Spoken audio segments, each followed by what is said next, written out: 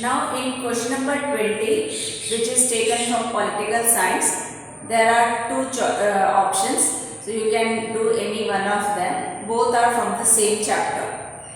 So the first question is, describe any 3 steps taken by the government towards decentralization in the year 1992. So this is from the second chapter of political science, federalism, and the answer is clearly given in page number 24 about decentralization. So 5 points are mentioned in your textbook. First of all, I hope you know what is decentralization. Decentralization means when power is taken away from central and state government and given to the local government, it's called decentralization. So previously local government was not very powerful. So later on in 1992 some laws were passed which made the local government also very powerful. So those are the steps which you have to write. What were the steps taken to make them powerful? So the first is constitution mandate to hold regular election to local government bodies. So after every few years elections should be held. It became compulsory, mandatory. Reservation of seats in the elected bodies and the executive heads of these institutions for the scheduled caste, scheduled tribe and other backward classes, so that these people will be represented locally. Then third is reservation of at least 1/3 of all positions for women, and it's the thing that even in Lok Sabha or in state legislative assembly there is no reservation for women. But in local assembly there is reservation for women, and that to 1/3 position. That is the third point. Fourth is creation of an independent institution called the State Election Commission in each state to conduct panchayat and municipal elections. Then fifth is the state governments are required to share some power and revenue with local government bodies. So that is what you have studied in 7th standard when you studied about the Kerala example. So we studied that the state government has given 40% of its budget to the panchayat so that the panchayat can work well, and that is why human development was more in Kerala. So you already studied in 7th standard. So that is this point only. The state government are required to share some power and revenue with the local government bodies. So there are 5 points given. So you can write any 3 points. Then in the option 1 question is there, describe any 3 federal features of Indian democracy. See, don't get confused about key features of democracy and federal features of Indian democracy. So here you have to write about the answer, what makes India a federal country. So that is given in page number 16 of your textbook. So this is also from second chapter of political science. So see, the answer is not given in points anywhere, but from each paragraph we can derive 1 point. So 3 federal features of Indian democracy. From the third para you can get 1 sentence that there is a division of power between center and state. So this is 1 feature of federalism, that there are 2 or more tiers of government. So from that we can derive that in India also we have a central government and the state government. So that is Indian democracy's federal feature. Then second is there are 3 lists: union list, state list and concurrent list.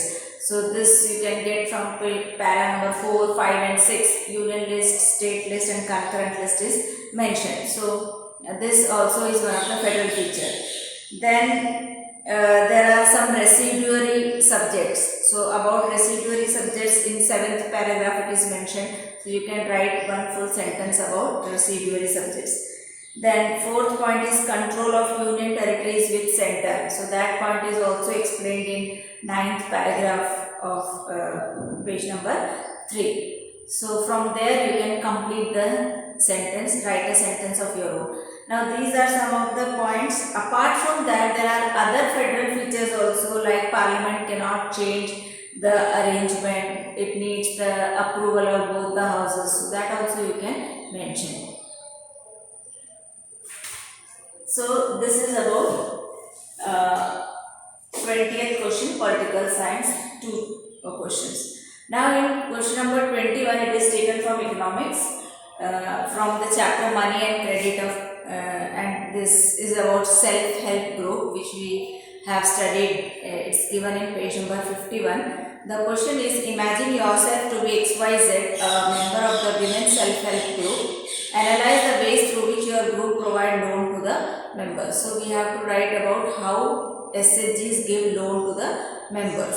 So first we will write a small introduction about SHGs. That SHGs, in SHGs the women of the nearby locality, though they pool their savings, and a typical SHG have 15 to 20 members belonging to one neighborhood who meet and save regularly. Saving per month varies from 25 to 100 rupees or more depending on the ability of the people to save. Members can take small loans from the group itself to meet their needs. So here main importance we have to give on loans. So members themselves can take loans from the group, and the group charges interest on these loans, but this is less than what the moneylender charges. After a year or two, if the group is regular in saving, it becomes eligible for availing loan from the bank. So here the first 3 points are introduction about SHG, and the last 3 points are more about loan activities. So you have to give emphasis on the loan activities of SHG. Now the last question is from economics lesson number 1, development, of 3 marks, and that is, the issue of sustainability is important for development. Explain the statement. So this answer is also given in economics lesson number 1, resource and development, page number 14, 15. Nearby the topic is sustainability of development. So there it is written that sustainable development aims at fulfilling the needs of today without compromising the needs of the future generation. This is what is sustainable development. Means we should not compromise the needs of the today, and we should save it for the future also. So sustainability is the capability to use the resources judiciously and maintain the ecological balance. So these two are mainly related to the definition of sustainable development. It lays emphasis on environmental protection and check environmental degradation. So these are the 3 points related to issue of sustainability. You can also explain through example, like in your textbook one example is given about if we continue to extract the natural resources, it will exhaust one day. So example of crude oil is given. So you can give the example also. So these are the 3 points along with example you can write and explain. So this is all about section B.